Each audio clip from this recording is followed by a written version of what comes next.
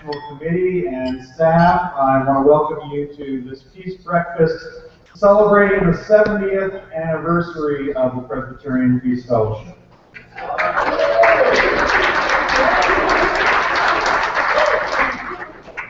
Since 1944, we have been lifting up the nonviolent witness of Jesus Christ in the church and in society, supporting conscientious objectors, resisting war and militarism, advocating for the closure of the U.S. Army School of the Americas at Fort Benning, Georgia, accompanying sisters and brothers in the Presbyterian Church in Colombia threatened with political violence, working to end gun violence, and supporting Palestinians and Israelis who call for nonviolent action to end the occupation there and bring peace to the Holy Land.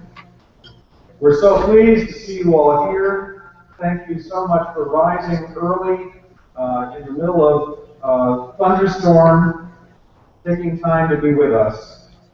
We have a very full program, so we're going to ask that you enjoy your breakfast as we move through the program, and I'd like to invite my co-moderator, Libby Shannon, to open with prayer.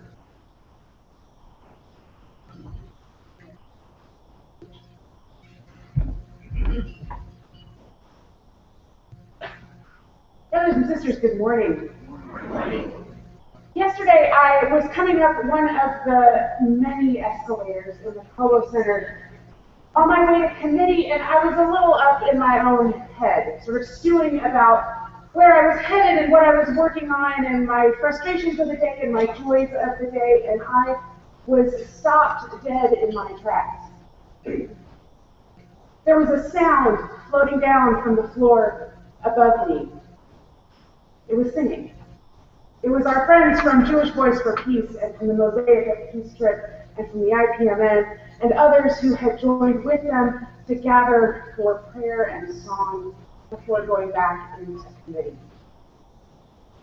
I was awestruck, and I stood with others, some I knew and many I didn't, as the sounds and the prayers of those folks washed over us. That prayer has stayed with me and continues to resonate in my head and in my heart as we move into this next phase of our week.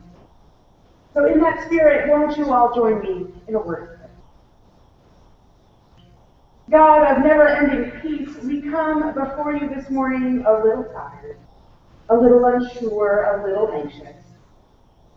We pray that you might be in our conversations and our singing, our deliberating and our voting, our work this week, and as we go from this place. As we celebrate the work and cause of peace this morning, we are particularly mindful of those whose countries, cities, neighborhoods, streets, and homes have become anything but peaceful. Grant an extra measure of your grace to those doing the faithful work of nonviolence, especially in those corners all but forgotten by the war. We pray this meal might nurture our bodies and these conversations nurture our spirits for the work ahead. We give thanks for the hands that have prepared it, farm workers and processors, line cooks and servers. May all of your children know life-giving, life-sustaining, peaceful work. God of mercy, hear us this morning as we are bold to pray for your shalom. In the name of the one who commanded that we put down sword and love and another. Amen.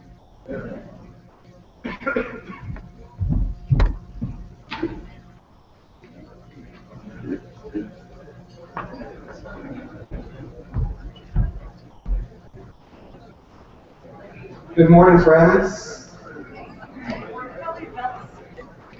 See, Roger mentioned we're going to talk right through your breakfast. We are so glad you're all here. My name is Rick Upper Chase. I'm the Executive Director of the Presbyterian Peace Fellowship and deeply grateful to have all of you with us this morning. My task to recognize a lot of people in this room. I said to Roger and Libby as I arrived this morning that as I looked down the agenda for our breakfast this morning, it really warmed my heart. I remember the days not so very long ago when one or two or three of us would stand up and MC the breakfast, and it felt a little bit like a family reunion. And nowadays there are so many people involved, we can barely keep up with everybody. So if I'm going to try and appreciate and thank a lot of people. If I miss you, I apologize in advance. I do want to start by recognizing a number of folks who are in the room, starting with any former moderators who are here. I think we've got at least one or two in the room. Is that right? Would you stand for Susan and Bruce?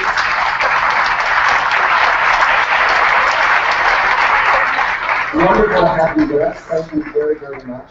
And I expect we might get a visit from our current moderator, Keith Rada, this morning sometime. So we'll pause if that happens at any point. I want to, I just lost my piece of paper. We'll see how we do here. I want to appreciate all of the folks on our national committee. The Presbyterian Peace Fellowship has the largest board of directors of any organization I know. There are 54 people. It's more like church when we get together than anything else. I'll just ask you all to stand wherever you are and be recognized. All the folks who guide the work of the Peace Fellowship.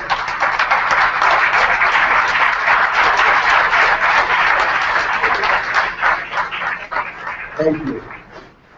There was a crazy idea back in 2005, 2006 that was mostly the brainchild of one person, Jan Orr Carter, which was that the Peace Fellowship could and should have an endowment that would protect our work well into the future. Most of us thought she was flat out crazy, that we didn't have enough support to create an endowment. And there will be more talk about this later on this morning, but we have been, by any measure, unbelievably successful in creating an endowment over the last few years. And I want to recognize both Jan and one of our two honorary chairs of our campaign. Those two chairs are J. Barry Shepherd and Ann Barleans, our two poet laureates of the peace movement in the church. And I think Barry is here, somewhere in the room, with Barry and Jan both stand, please.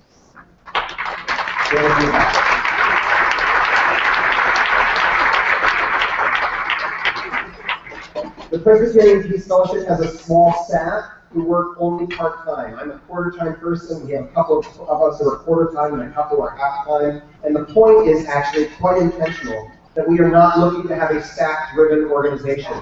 It's a volunteer organization with a little bit of staff support around the edges. And I want to introduce those staff. I'll name them and ask you to stand as I do.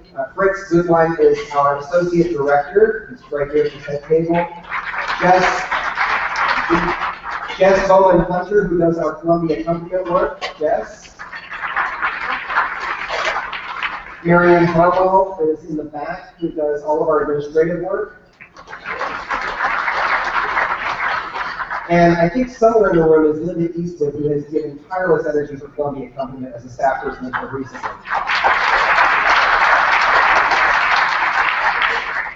This particular week, we have a program that we call Staff Interns for the week, where we pay all the expenses for two volunteers who come to staff to make all of the projects of the Peace Fellowship.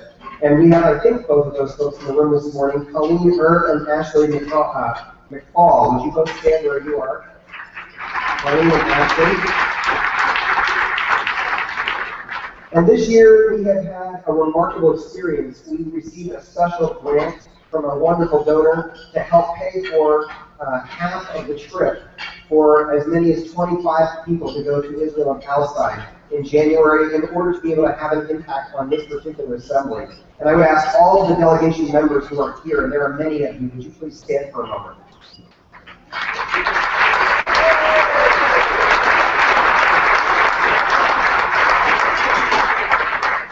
Thank you for your service. These folks have given powerful testimony this week, and we are grateful. We give a Peace Seeker Award every year, and so therefore you will see us give 2 awards this year. And I would just like to actually, without going into who will be receiving it this year, I'd like to ask any former Peace Seekers in the room if you would stand to be recognized, please. Anyone who has received that Peace Seeker Award.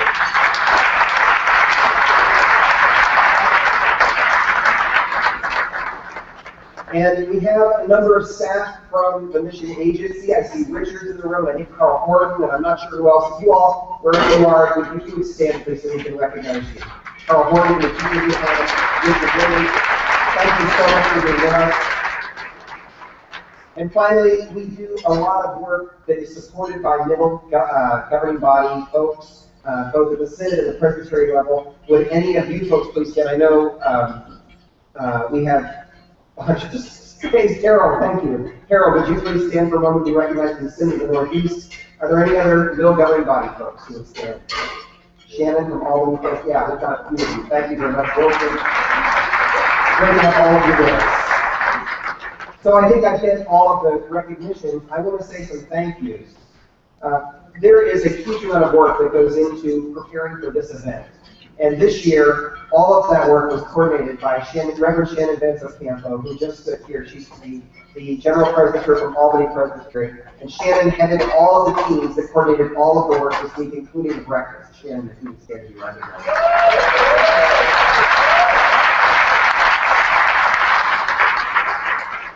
And then I'll just name you, and you would stand and hold your applause, please, until I name the rest of these folks. Mary Ann and Christine, who have done all of the work on our booth this year. Marilyn White and Jan Orr Carter did huge work preparing for all of our issued briefing papers this year.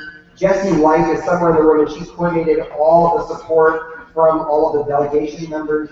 And finally, actually, let's just recognize all of those folks who prepped us for this, please.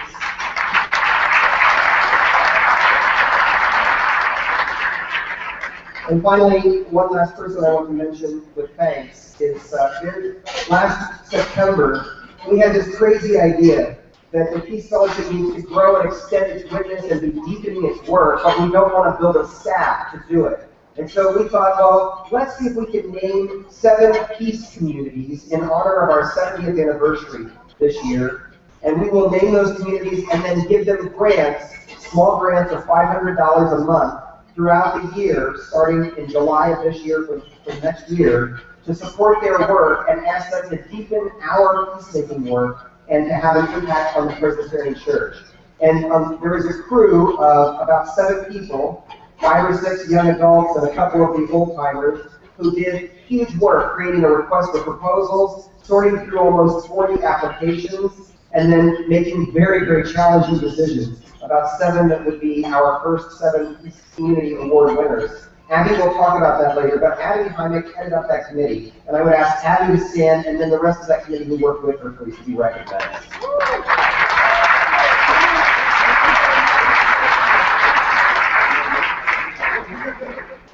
I do want to mention that we have 3 people who are published, who are selling books this morning, so I would encourage you to jot by their table, which is in the back. My left corner back there. At the end of the breakfast, J. Ray Shepard will be selling a book of his poetry. Medea Benjamin will be selling a book, who's our keynote speaker this morning and will be introduced in a few moments. And Jim Atwood will be receiving one of our Peace Seeker Awards. If you would please check in with those folks and support them. Barry Shepard has announced that he will be giving all of the proceeds from the sales of his book to the endowment committee, of which he is the honorary chair, just so you know. And finally, I want to just take a moment to recognize and appreciate all of the unbelievably successful work that's been done this week in the committee process. And I will just mention these things quickly. The peace discernment process, now in its 4th year, was started with a great deal of energy and initiative from the Presbyterian Peace Fellowship.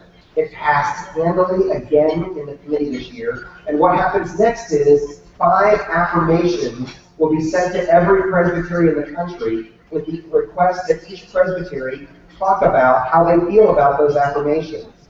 So this is quite significant, because the point is to get as many people as possible involved in a conversation about violence and nonviolence and just peacemaking and just war and what is the most appropriate response to violence in our time. Of course, it's our belief the answer to that question is an ethic of nonviolence. But I hope that you all will be attentive to that peace discernment process coming to your presbytery and give animus to it as it goes into your presbytery. Make sure it gets lifted up. Also in that committee, Medea is here to speak with us about drones this morning, and we had an overture that we generated through members of the Peace Fellowship. And there was also a piece that came from AC Swap, which is somebody else I was supposed to recognize. I think we have a few AC Swaps. Folks, would you stand if you're here? Ray Roberts, are you in the room? Chris Ioso. They bought tickets, but they may not have gotten out of bed this early. Anyway, I do want to say that I'm still trying to figure out exactly what happened, because that committee was so confused around the Robert's rules that I couldn't clearly understand. We passed some kind of overture on drones, and I haven't yet read the final version. But keep your eyes open, it's very exciting work. Then in social justice, there was an overture that went to social justice, two of them actually, that came from National Capital and Hudson River Presbyteries on advocacy to end gun violence, and one that's quite exciting that calls on every Presbyterian church to put up signage declaring themselves gun-free zones. It's very, very exciting.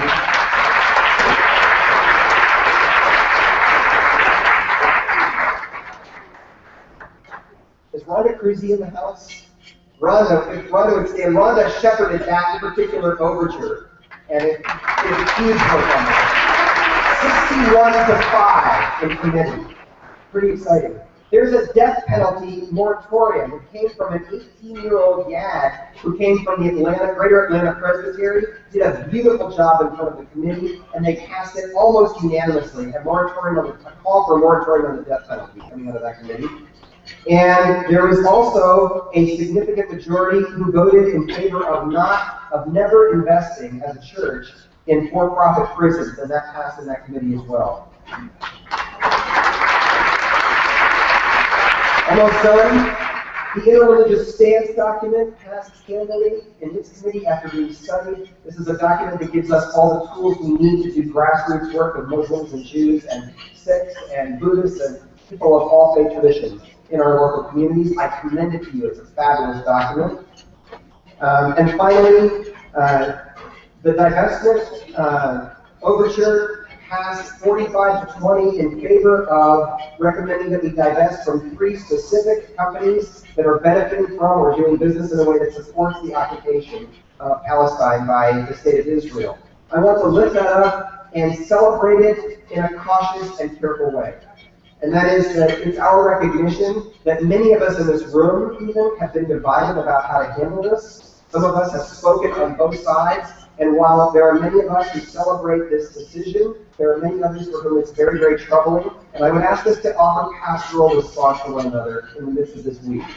So I just want to recognize that. And then finally, marriage equality. We weighed in as an organization for the first time based on a unanimous vote of our national committee, deciding that marriage equality is, in fact, an issue of peacemaking and human rights. And we are excited and totally pleased with the result of the committee work on marriage equality this week. So lots to celebrate, lots to be excited about, and thank you all for being here this morning to celebrate with us.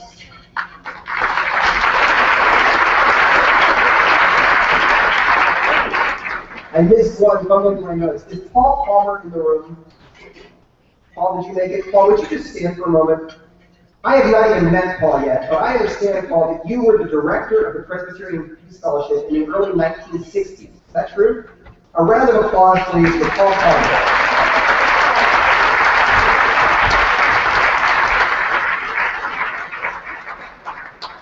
Once again, good morning, everyone. We're so glad that all of you are here. You really do bless us with your presence.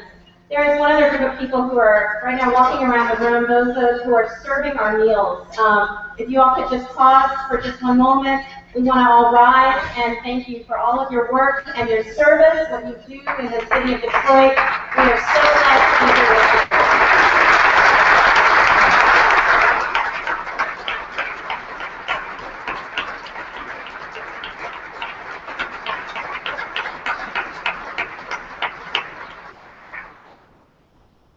As Rick said, my name is Shannon Janso Campbell. I serve on the National Committee of the Presbyterian Peace Fellowship. And it is my honor and my joy today to welcome Medea Benjamin as our keynote speaker to the 221st General Assembly Peace Breakfast.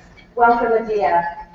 Over a year ago, we were trying to figure out who we would like to have as our keynote speaker for the breakfast. We worked really hard to get someone who is on the cutting edge of peacemaking work and the work of nonviolence in our world, and who is doing it in the most audacious way possible, and to get them here to speak to those of us who are discerning the will of God at the General Assembly.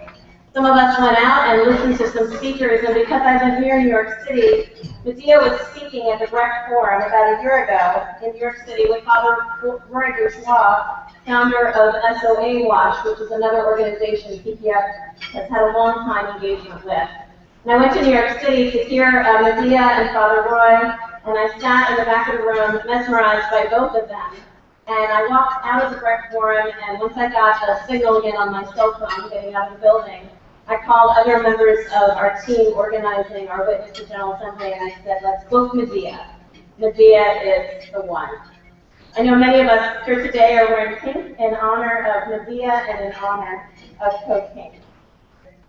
Medea Benjamin is co-founder of both Code Pink and the international human rights organization Global Exchange. Medea is the author of 8 books, and her latest is Drone Warfare, Killing by Remote Control.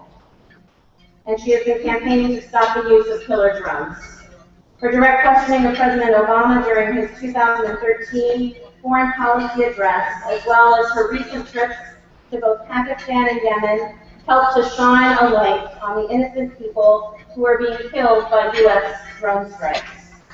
She also organized the first ever International Drone Summit and has led delegations to both Pakistan and Yemen to meet with drone strike families and victims, and also she has visited members of the Guantanamo Bay prisoners. Medea has been an advocate for social justice for more than 30 years. She is described as one of America's most committed and most effective fighters for human rights by New York Newsday, and is one of the most high-profile leaders of the peace movement by the Los Angeles Times. She was one of 1,000 exemplary women from 140 countries nominated to receive the Nobel Peace Prize on behalf of the millions of women who do the essential work of peace worldwide. In 2010, she received the Martin Luther King Jr. Peace Prize from the Fellowship of Reconciliation and the 2012 Peace Prize by the U.S. Peace Memorial. She is a former economist and nutritionist with the United Nations and the World Health Organization. Medea, we are deeply honored that you are with us today, and we are so grateful for your work. It is holy work, because it is the work of truth-telling, justice-bearing, and life-giving. You grace us with your presence here, and your work inspires us to bring this issue of drone warfare to this General Assembly. Medea, may God continue to bless you and all of your work and your ministry. May we stand to welcome Medea Benjamin.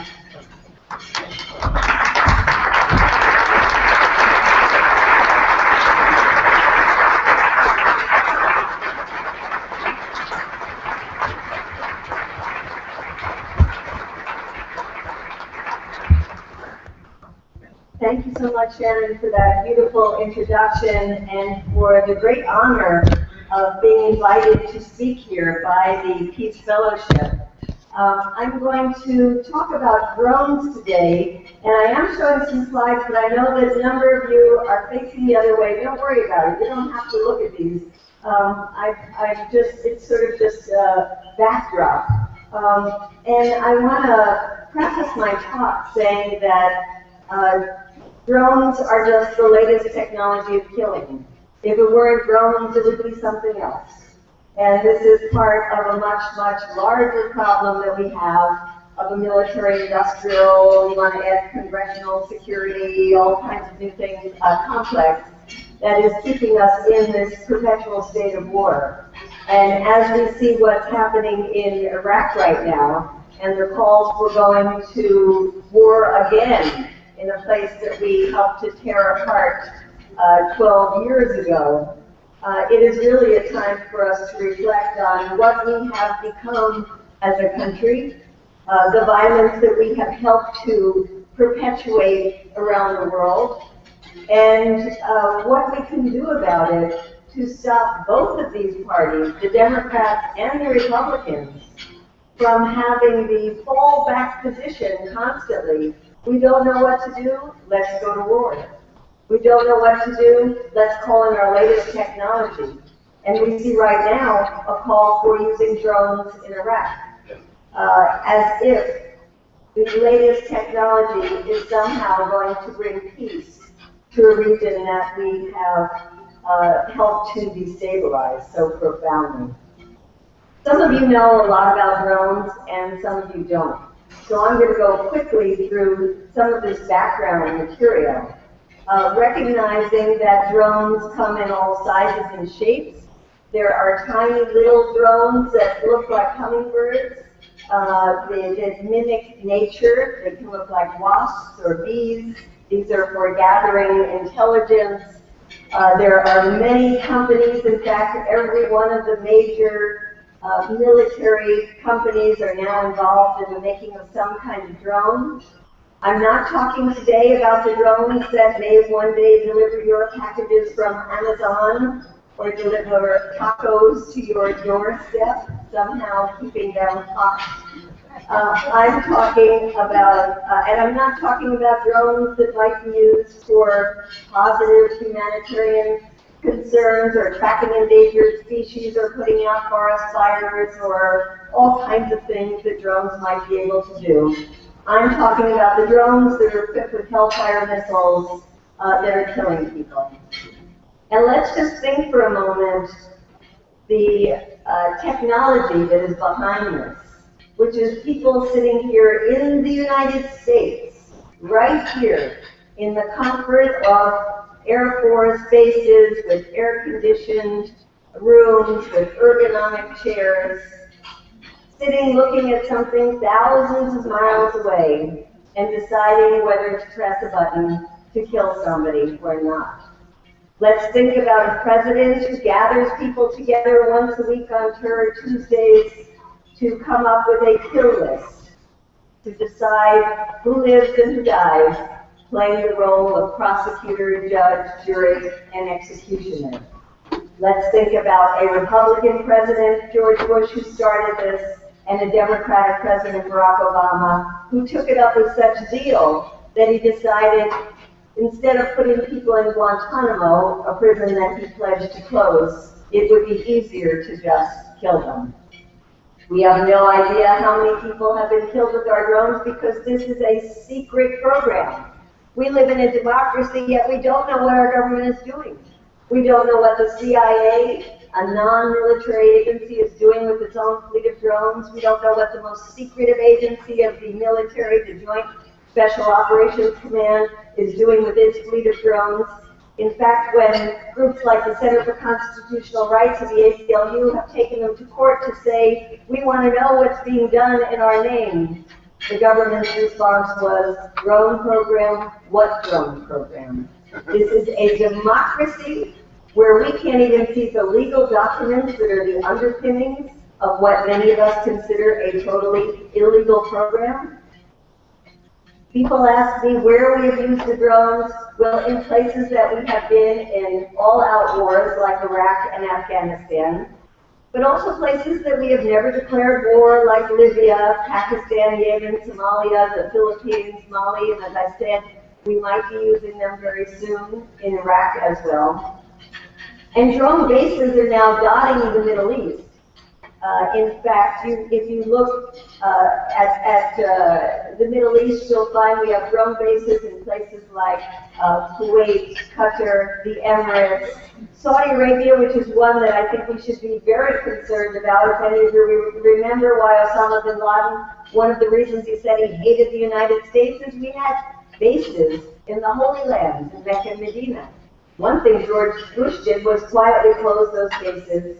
One of them has been reopened under Barack Obama for drones. It's quite interesting now that the U.S. is contemplating the use of drones in Iraq. They wanted to use these bases. But it turns out that places like Saudi Arabia and the Emirates and Kuwait, well, they are Sunni monarchies.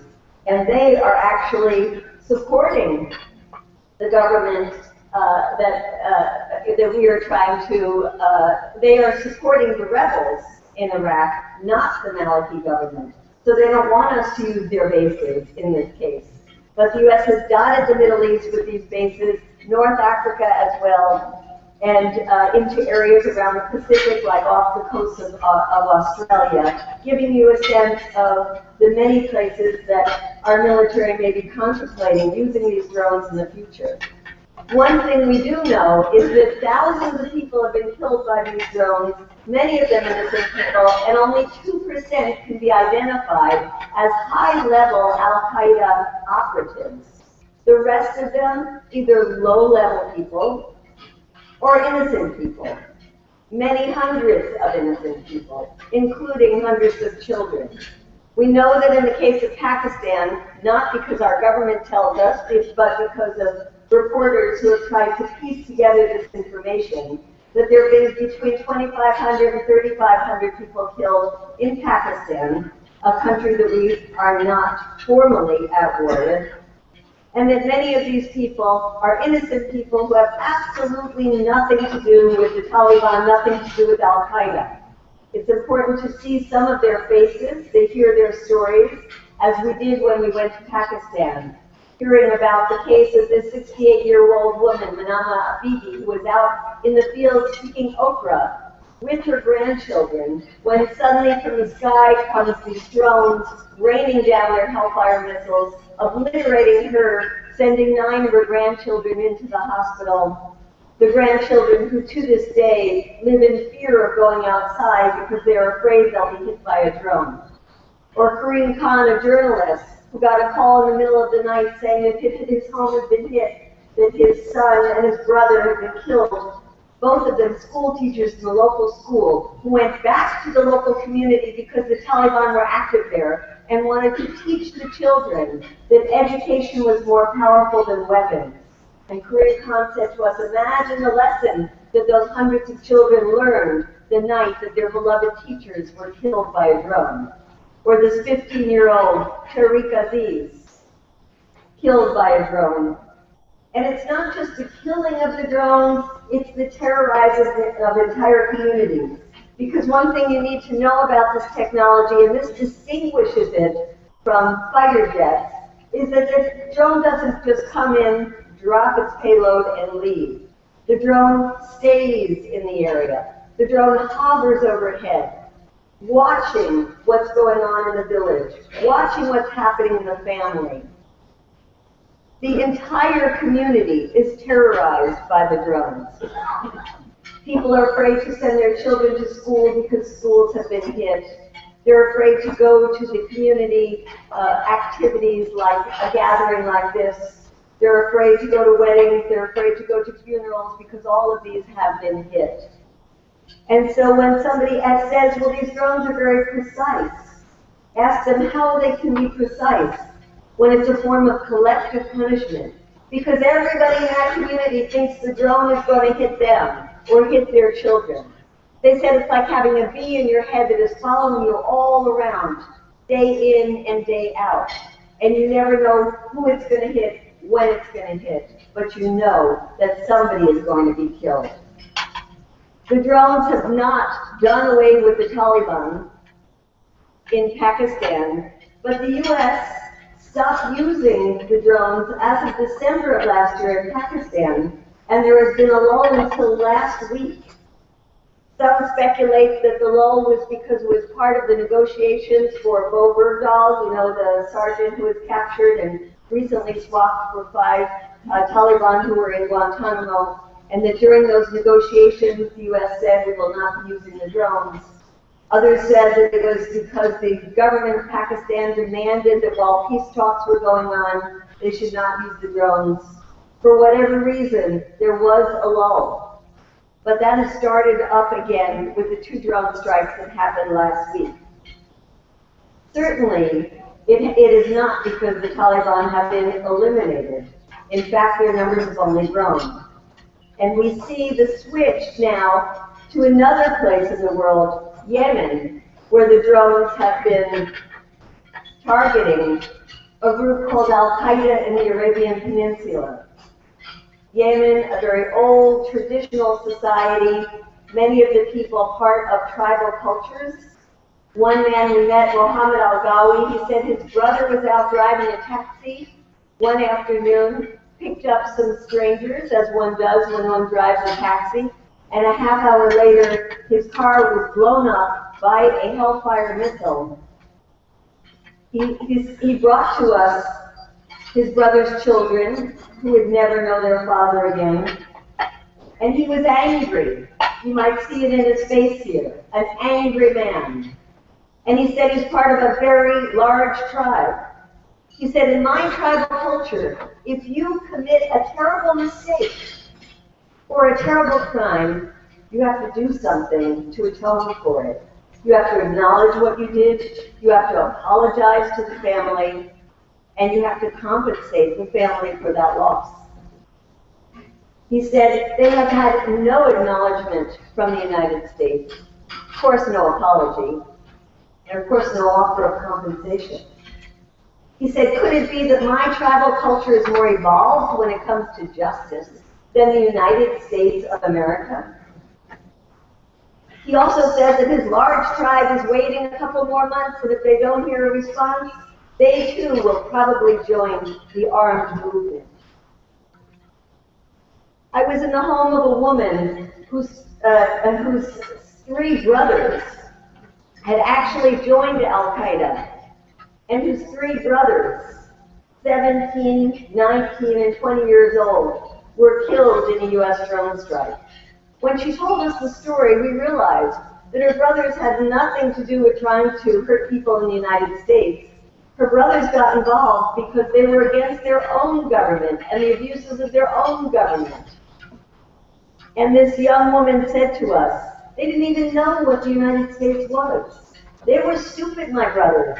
They were stupid to have joined Al-Qaeda. They were stupid to have gotten in with the wrong people. Anybody know other stupid young people who get in with the wrong people, like gangs in our communities? Would you think that sending in a Hellfire missile was the way to help re-educate those young people, give them other options, opportunities in their lives? This is what we're doing in places like Yemen. The majority of people we are killing are teenagers. They were 10 years old, 11 years old at the time of 9/11. So we are creating enemies. We are creating terrorists. We are creating hatred against us in the United States. We are also killing Americans. You might have heard about the case of this young man, Abdul Rahman al-Awlaki. His father, a fiery cleric who was put on a kill list by Obama and killed, the son killed 2 weeks later. These pictures are from his Facebook page. A 16-year-old American boy killed by U.S. drones, with no word from the United States, this was a mistake, no word from the United States of an apology to the family, nothing. We were told by people in Yemen that at the time that Obama started using the drones in 2009, there were maybe 200 people that were affiliated with Al-Qaeda in the Arabian Peninsula. Today, there are over 1,000. And one of the reasons is because of the U.S. drones. So here we have a policy that is beyond the law, because certainly if you look at international law, it says you can only use lethal force when there is an imminent danger, which means you are about to be attacked. We are using these drones to kill people we think might someday, maybe, somehow, who knows, possibly want to harm Americans. We are also selling this technology overseas. So right now we think we can get away with it because we are the United States of America, we are the most powerful country, we are the country with this high technology. But we are not the only country. The Israelis have the drones and have been using them in Gaza for a long time now. And the Israelis are the #1 exporters of drones, selling them to very unsavory countries around the world. The U.S. drones have been hacked into by the Iranians, who have reverse engineered the drones and are now using them themselves and selling them and giving them to others. The Chinese see a big market and say, aha, we know how to produce things faster and cheaper than anybody else, and they are in the business of producing drones. So here we have now over 80 countries around the world who have some type of drone technology, most of it for surveillance purposes, but many in the process of weaponizing their drones. And I started out saying this is part of a military-industrial complex, this is part of big business. Well, let us recognize that the big business is always looking for new markets. And one big market is right here at home. And so these drone manufacturers, in the good old American fashion, have created a lobby group that gives a lot of money to congresspeople. Those congresspeople have created a drone lobby in the U.S. Congress. That drone lobby has passed legislation that says our own airspace must be open to drones by next year. And in the meantime, these drone manufacturers are trying to entice police departments throughout the United States to get their own drones. And there are experimental permits that have been given out to several dozen police departments to start using these drones. One of them is in Montgomery County in Texas, and this is part of the militarization of our police departments in general. And you see them here with this ridiculous getup of tanks and camouflage uniforms and assault weapons, and then they went out and buy their own drones here. Well, they didn't go out actually and buy their own drones. They got a grant from Homeland Security or tax dollars to get these drones. One of the funny things about this was they held a press conference and they started showing off their new drone, and as they're manipulating it on their smartphones, the drone's going up in the air and they're all excited about it until it crashed into the tank. These drones crash a lot. In fact, there was a 375-pound drone that recently crashed right near an elementary school in Pennsylvania. The drones are very unsafe, and they have the potential to turn us into a 24/7 surveillance society. And that's why groups from the right and the left, Tea Partiers, Green Party people, have come together and are starting to say, if we can't get any legislation passed on the national level to regulate these drones, well then we're going to start doing it on the state level. And there are dozens of states that are trying to pass regulations saying very common sense things like, we think that drones should not be used to spy on us without a court order, or we don't want these drones to be weaponized here in the United States. And cities are passing resolutions as well. These are cities like liberal places like Berkeley, California, or Ann Arbor, Michigan, but they're also conservative towns where people are coming together and say, I'll be damned if there's going to be a drone flying over my head. And in fact, one town in Colorado saying they would give a bounty to anybody who shot down a drone. We're trying to relate the international and the domestic use of drones. And one of the things that you can all do is think about passing resolutions in your own city. And we will have, I think, access to the people who have been here today to follow up with you, to give you some samples and encourage you to do that in your own area back home. Meanwhile, we are building up a very exciting movement. And raise your hand if any of you have been involved in any kind of drone protests. Well, let's give a hand to those people who have been doing this.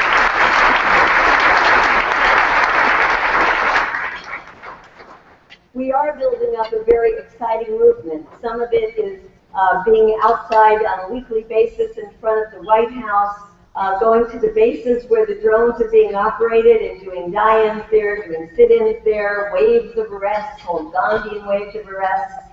Some of us go to every single hearing in the Senate and the House that has to do with drones, with our signs saying ground the lethal drones. We are meeting up with people in the countries where we are using these drones, like in Pakistan. Shannon in the introduction talked about trips that we've made bringing Americans to meet with drone victims. Well, you can imagine it's the first time we went, it was a very scary proposition to go to these tribal areas where Americans are hated, I must say, and speak before a huge crowd, especially when the U.S. Embassy said, don't do it, there are people there who are going to try to kill you.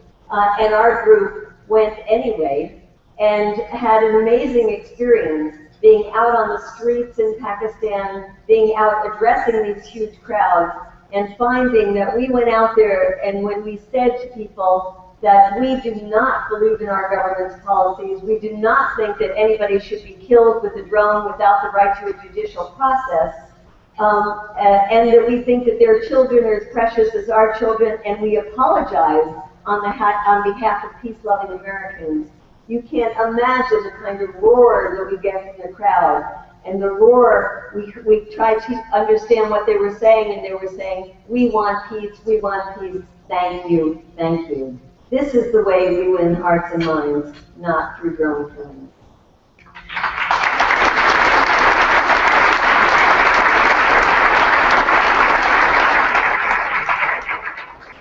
So as I wind up here, I want to go back to saying that this is part of a larger issue. How do we make ourselves loved in the world? Well, some other ways we do it are to bring all the troops back from Afghanistan, because if they weren't in Afghanistan, they would not be shot at.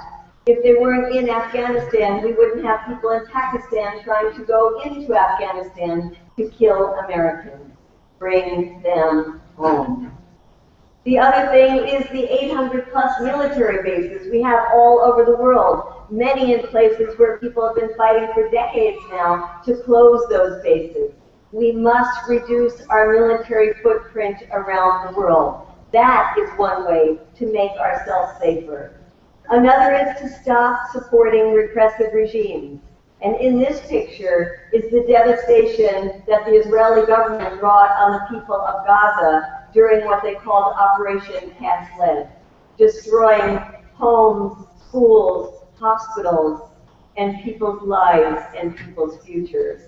If we stop supporting monarchies like the Saudi monarchy, we would have less enemies around the world. If we closed Guantanamo and showed people that we respect the rule of law and we do not believe in keeping people indefinitely without charging them and without trying them, we would be more loved around the world and make ourselves safer at home.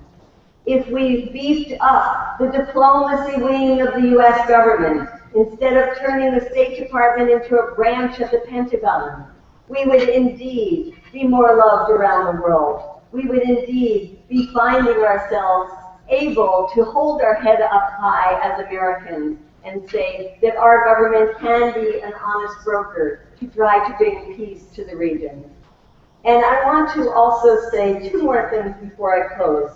One is that this is an issue for the churches. This is an issue for the faith-based community. When I started the research for my book on drones, and I hope many of you will buy the book, it's important reading, it's important information, there's a chapter there on the ethics. And I started researching what people in the faith-based community were saying about drones, and I found almost nothing. Almost nothing.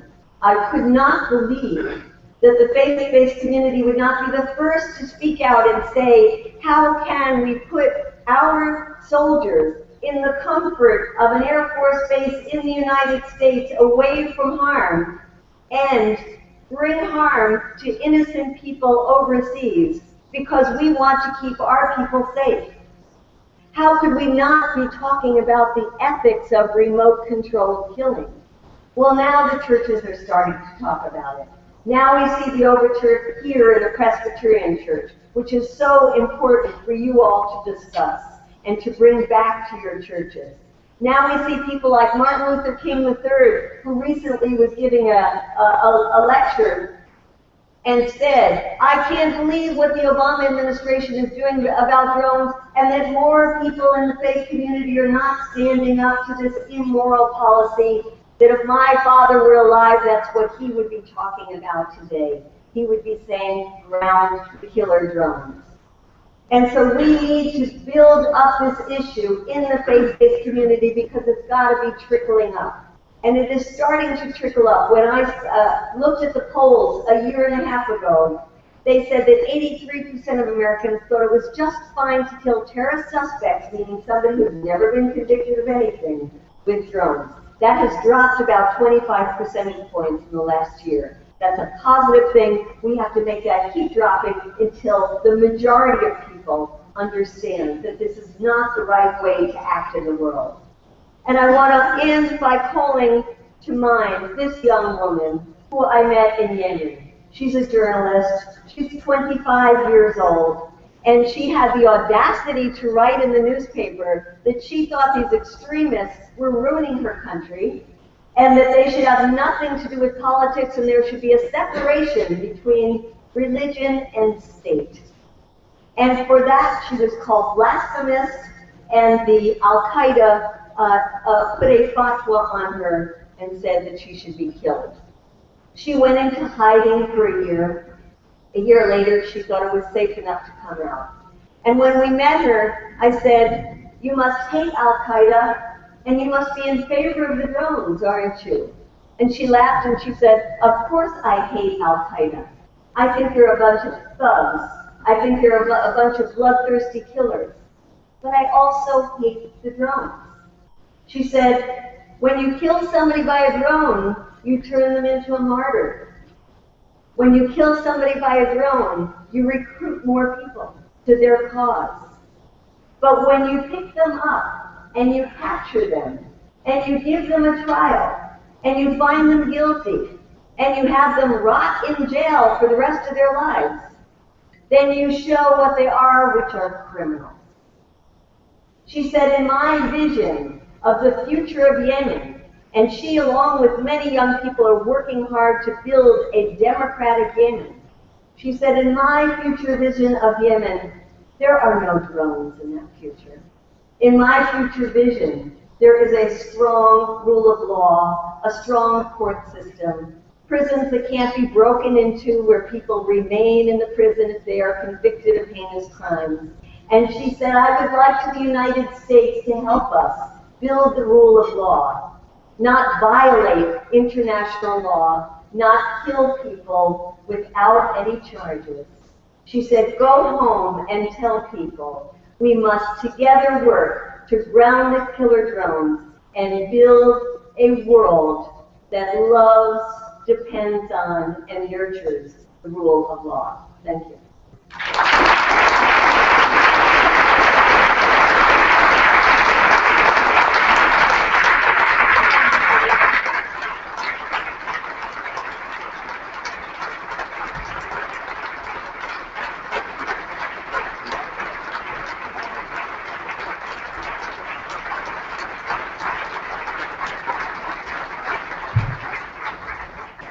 Medea, we want to thank you for your words, and before she slips out to get to work, we would like to extend greetings to the Vice Moderator of the 221st General Assembly, Marissa Longabaggio. Thank you for joining us.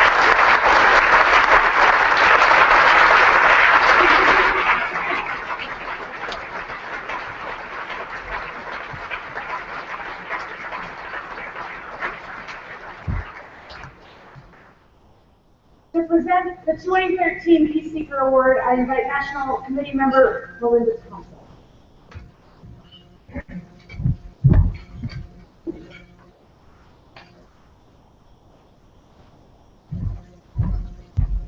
Thank you, Libby, and good morning. I'm pleased to be here today to award the 2013 Peace Seeker Award, a joint award, the first time we've ever awarded a joint award, and also the first time we've ever awarded anyone outside of the Presbyterian Community Award. And I asked the representatives of Jewish Voice for Peace to come forward and the Israel-Palestine Mission Network. I was privileged to be a commissioner in 2013, and so I know you've all seen what the IPMN and the Jewish Voice for Peace have been doing here this year. This is not the first time, and they were very effective in 2013 as well. So I want to show you the plaques that we are giving to each of them, and maybe they'll carry it around afterwards to see it. And it is for their courageous witness to the 220th General Assembly of the Presbyterian Church, USA in Pittsburgh.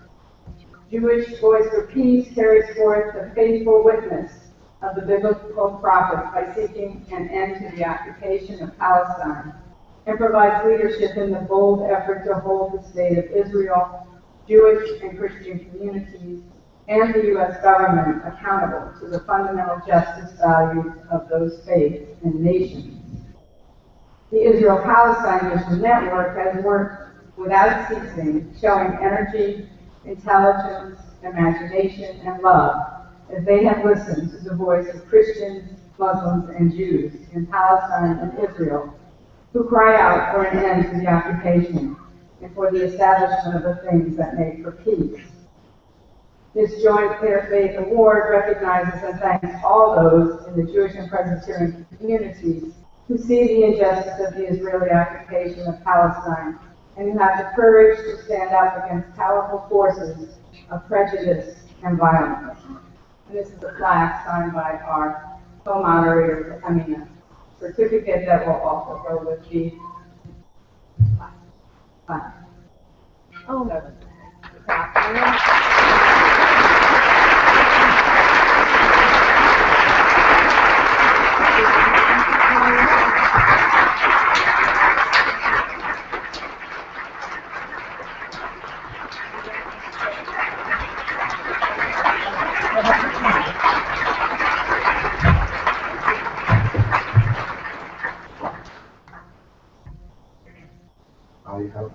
I am of the age that I need classes.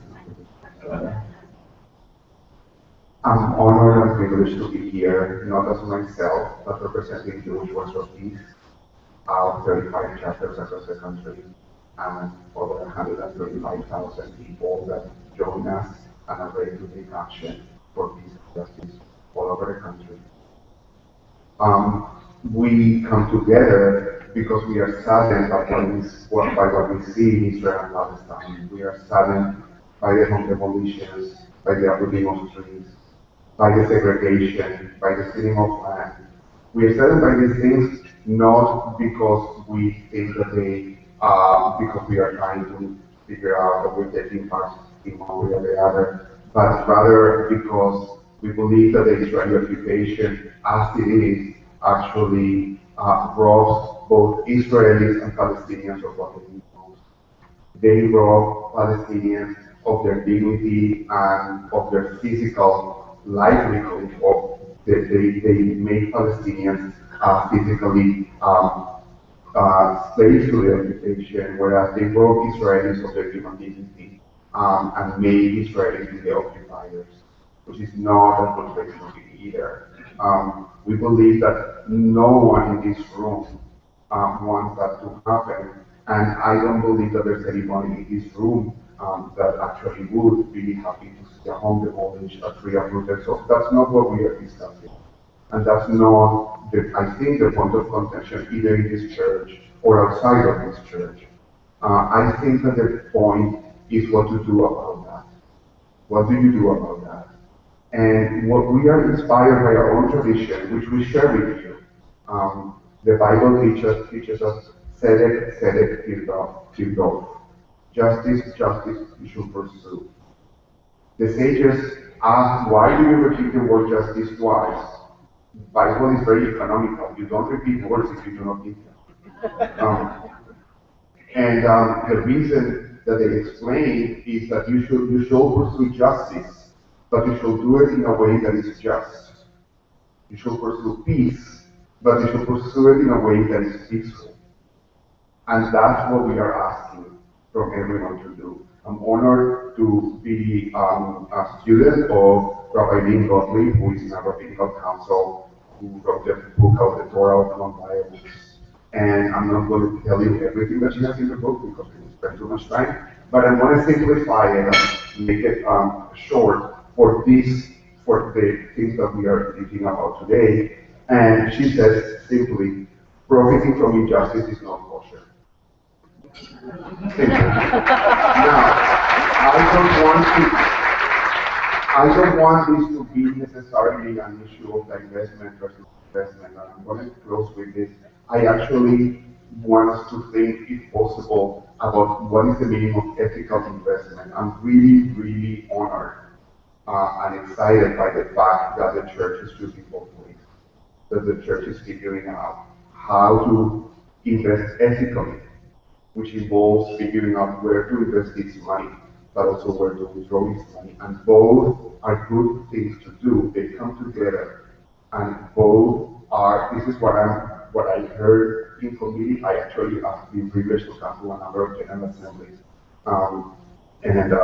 we'll think about it in a second. But choosing both ways. That is the just way. That is the peaceful way. That is the way that you bring us all together, and that is the way that actually is not even about divestment or investment, but about investing with ethics.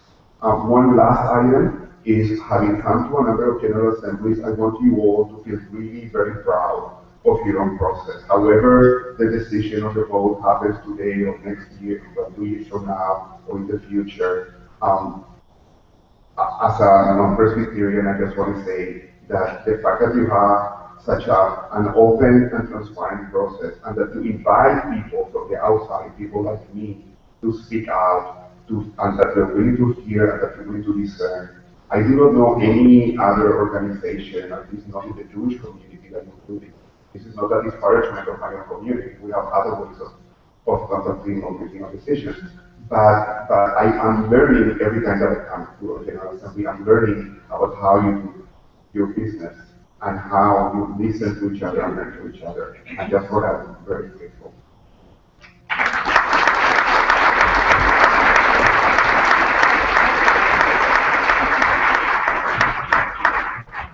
I will keep my comments quite brief. First of all, to the Presbyterian Peace Fellowship, you really should be up here with us, because this partnership has not simply been between the Israel-Palestine Mission Network and Jewish Voice for Peace. The Presbyterian Peace Fellowship has been part of that too.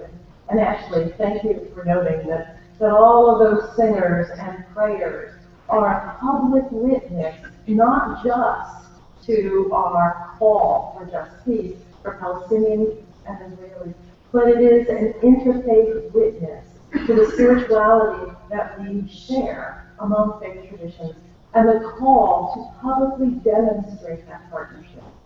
Partnership is powerful, but in nonviolence and in just peacemaking and advocacy, the partnership is a blessing too.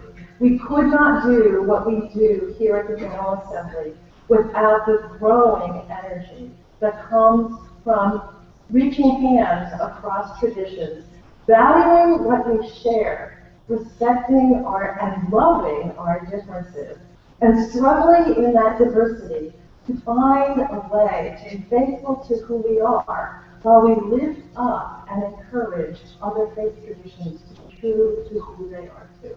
I can only echo what Sydney said, and that is the whole issue of ethical investment is not finally about our money. It is about our values and our faith. And on behalf of the Israel-Palestine Mission Network, thank you very much for this award. We are honored.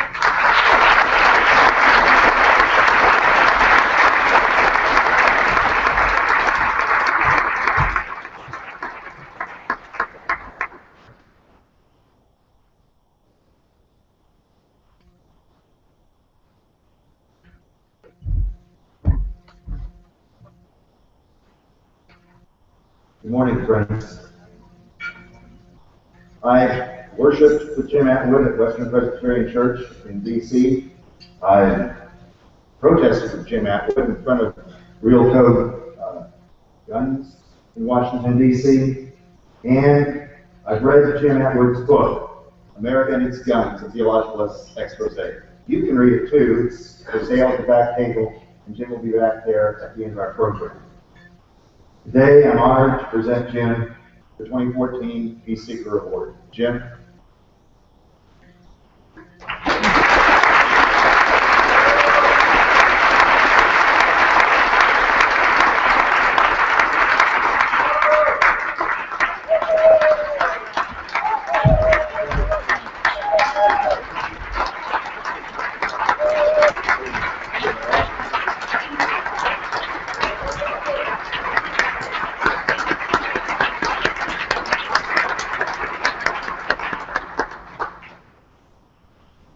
Jim, you have challenged and inspired congregations of many faiths, community groups, victims of gun violence, and gun owners to begin conversations to discover common ground on reasonable steps to reduce gun violence.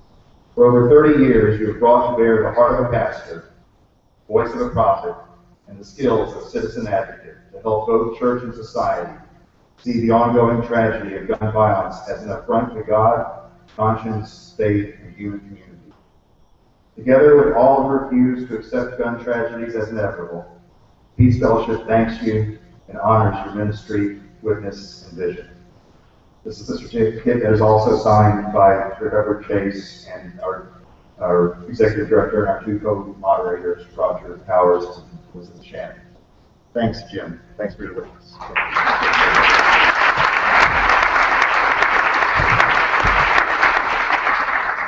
Thank you so much to you all for this wonderful honor, and I am truly grateful, but more than just grateful, I'm humbled to the core, because I have read the list of those who've received this award in past years, and I'm well aware that their contributions to peacemaking far exceed mine. But I thank you for this. I know we are pressed for time, and we have a lot of things that we need to do still today, so I'm going to cut this very short, except to say that I'm often asked what we can do about gun violence. And my answer is always the same. There are dozens of things we can do to stop gun violence in this country. But the most important thing we can do, the very most important thing we can do, is to talk about it. Is to go back home to our churches, to our book clubs, to our bridge clubs, to our Sunday school classes, to our pulpits, Sunday school classes, youth meetings, and talk about gun violence. Because we know that every single movement for peace and justice in the whole world has always begun when God's people talk about that which is hurting God's precious children. I'm grateful again for this wonderful privilege and this honor, and grateful for your support, and I trust that you will go home and talk about it. Thank you very much.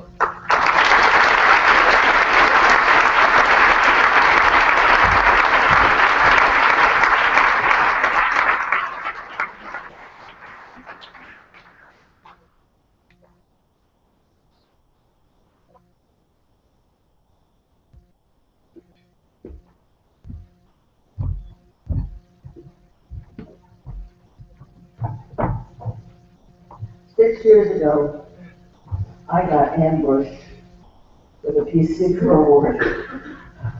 But it started, I want you to get out your checkbooks and wallets while I tell you this little story. It started 46 years ago. I came as a commissioner of the General Assembly in Minneapolis in 1968, 6 weeks after Martin Luther King Jr. was assassinated, and during the Vietnam War. And when we sort of were in the doldrums, and people just were sort of losing interest in even talking about the Vietnam War anymore. And I discovered the Presbyterian Peace Fellowship at a breakfast like this. And Paul Palmer, who's sitting here, invited me to become a member of the National Committee 46 years ago. Now, I look out, and I watch and I see all the stuff on all the things on your table about what PPF is doing and what we've been doing through the years. And I see people of all ages, and I see young people. I see a lot of young people, because PPF is encouraging and making opportunities for young people to get involved. And yesterday, I saw I heard young people saying, we love church being like this. And that's what we're doing. And I'm amazed with what the young people are teaching us. And the future of this is going to go on. And friends, it costs a lot of money to put on these breakfasts, to do all we do with GA. It's costing a lot of money to have these communities, these peace communities that we're getting and becoming partnered with in the work of bringing these young people here and doing all that we do. And I want you to find the bucket on your table. There's somebody at every table, so you find the bucket. Start passing it. And I want you to give until it really feels good. And I've got my check written. It's a bigger check than I ever wrote before for the Presbyterian Peace Fellowship at our breakfast. And just give until it feels good, and you're going to be feeling good about all the things you see us doing. Pass the bucket and bring the buckets back. Somebody from each table, bring the buckets back up here afterwards.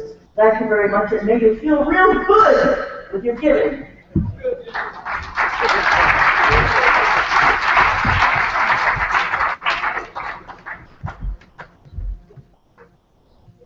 Good morning, everyone. My name is Abby Hymack, and I'm chair of the Peace Communities Subcommittee. And I'm also a McCormick Theological Seminary student.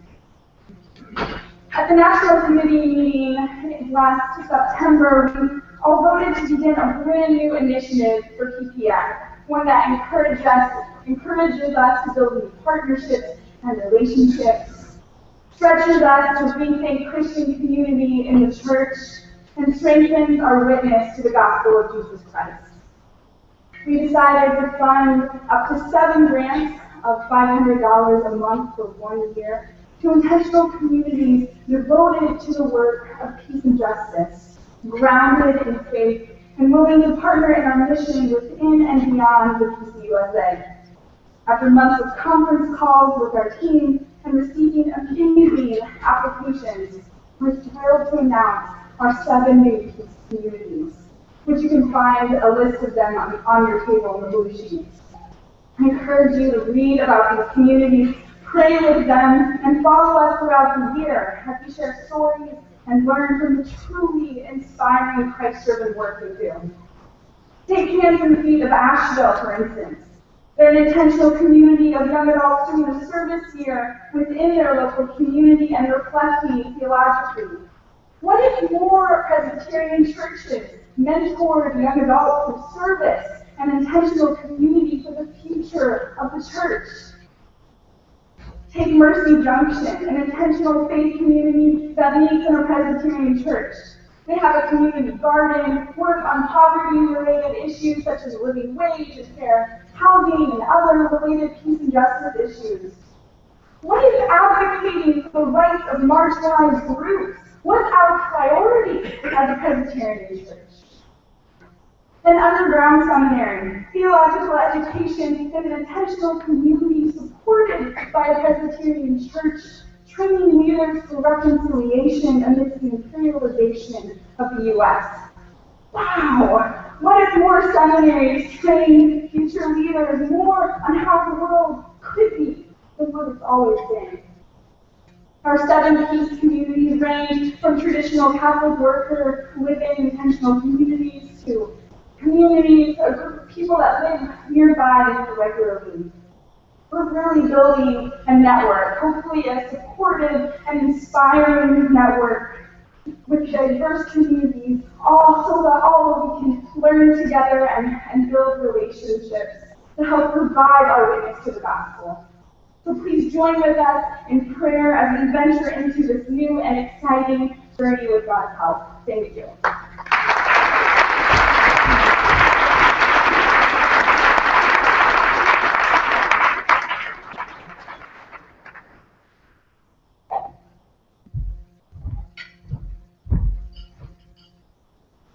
Poetry and pledge forms. An unlikely alliance. Not the kind of thing you'd expect to see coming around in spiritual poetry and pledge forms. So when Rick and the mafia from Presbyterian Peace Foundation came calling on me and asked me to be with my dear friend, sadly not with us today, and we to be co-chairs of this endowment drive, I thought, what's going on here? But then I'm a Presbyterian, even worse, a Scots Presbyterian. And so I had to feel guilty about saying no. And as I started to think about it, it's really all about the future. That's what endowments are for, the future, right? And to put the future in the hands of poets, not economists, not investment bankers or market strategists, but poets. Is it crazy, radical, daring, maybe even faithful, full of faith? Maybe even the kind of thing that Jesus would have told one of those parables about. So what the heck, I got involved. And you know what happened? They had this ridiculous goal of $500,000 that had come up. Well, we're way past that. We're closing in on I think, $750,000, not budget. We're closing in there. On your seats, and you must have found these lovely, vivid green, Irish green. Anyway. These green cards.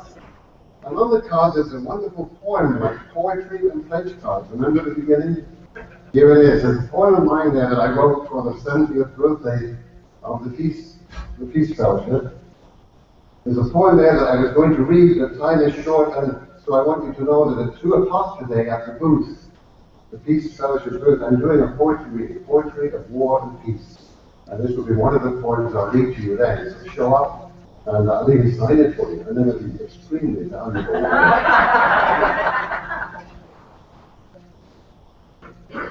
With the poem, there are details of 70 by 70. Now, I have to confess that when I saw these, I thought they were making jokes about my age. I'm about to leave my 70s and become 80 in a few months. Have you noticed, by the way, here at the General Assembly, that as we meet people, we're being, at least I am, constantly reminded of the three classic ages of man: youth, middle age, and you're looking terrific. Well, it turns out that what we're really seeking by 70 is 70 planned gifts, bequests, or something like that, a planned gift. 70 candles on the 70th birthday cake. The great news is we already have 45 candles lit. So there are just 25 little candles sitting there waiting for you to put a flame up on. And you could be the lucky person. The lucky person who lights the last one and wraps this whole thing up. I'm going to be presenting this very unpoetic, very prosaic, very exciting and enormous check. And I'm going to ask you as I do it, I'm going to ask that we all sing Happy Birthday. Happy birthday, dear PPF. And if you believe, as I do, in what PPF means and has meant, and by God's grace is going to continue to mean to our whole denomination, then while you're singing, get out your pen, get that little bright green card, and think about what kind of birthday gift you can give, what kind of commitment you can make to the future of the Presbyterian Peace Foundation. Remembering always that everything we do here is in the wonderful name of the Prince of Peace. Happy birthday to you. Happy birthday to you. Happy birthday, dear PPF. Happy birthday to you.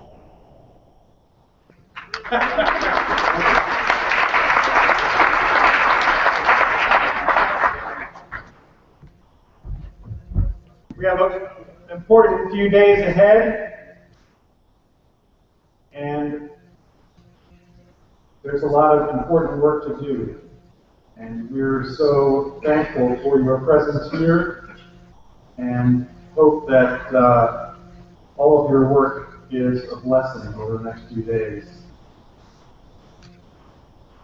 We now ask you to go out into the world in peace, to have courage, to hold on to what is good, and return no one evil for evil. Strengthen the faint-hearted, support the weak, help the suffering, honor all people. Love and serve the Lord, rejoicing in the power of the Holy Spirit. And with the grace of our Lord Jesus Christ, the love of God, and the communion of the Holy Spirit be with you now and forevermore. Amen.